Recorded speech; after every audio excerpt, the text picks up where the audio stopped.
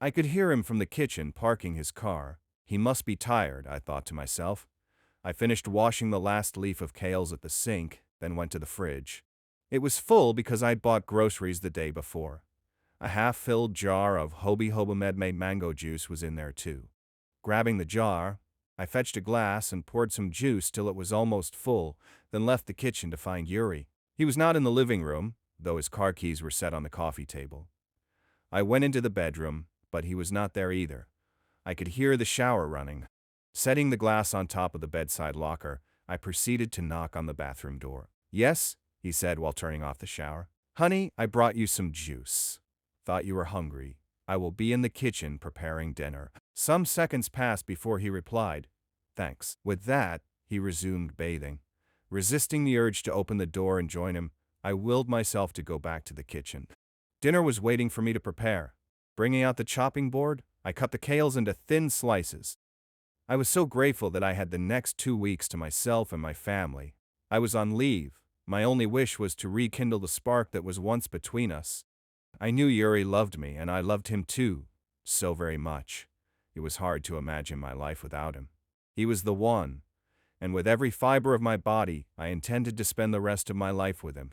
It bothered me that we had gotten so accustomed to each other. Marriage was more of a routine to us. When Yuri kissed me every morning before he left for work, it did not have that special touch it once had, his special touch. We barely had time for anything. We had long stopped spending time together with our friends. Something always came up when we made plans. We had fights here and there, but that was nothing out of the ordinary. Couples fight, right? I wanted that spark back, and these 2 weeks I was going to do everything towards achieving that. Vanilla scent filled the kitchen. I turned to see him leaning against the door, his right hand holding the glass I had given him, half filled with juice. He was wearing a gray vest with blue track shorts. "This tastes nice," he complimented.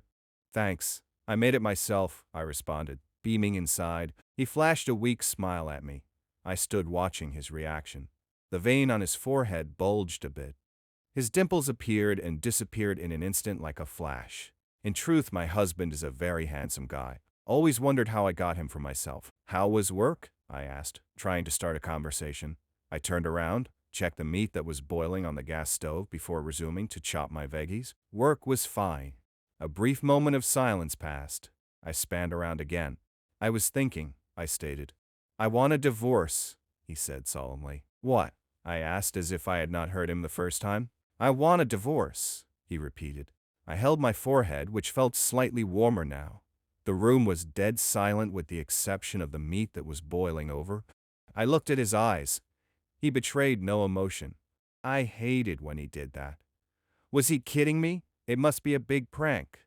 Was it April Fool's Day? No, you dumbass. It's October? Nowhere near April. What do you mean you want a divorce? Can we at least talk about this? Ella, not everything can be talked out of. But we haven't tried talking yet. I pushed on. Damn it, Ella, I am not one of your patients. Wow. I paced around the kitchen, switching off the gas cooker in the process. I needed to think, but about what? My husband of 4 years wanted a divorce. 4 years of wanting and loving was culminating to one word: divorce. "Yuri, please let's just have a recess, then talk about this." "It's too late for that," he said. "What do you mean, too late?" "I have not been expecting this." "How can it be too late? Is this about Joyce?" "Leave Joyce out of this. This is about you and me not working. Our marriage has been sinking for so long, Ella." I ran my fingers through my wig. I was in denial, wanted to cry, but I couldn't. "Someone please tell me this is a joke. Maybe we could see a counselor. Let's not just rush things over. It's broken beyond that, Ella. I want a divorce." I stared at him helplessly. Then he added, "You can keep the house." Then he left. "Keep the house? I don't want to keep the house. All I want is you and you alone."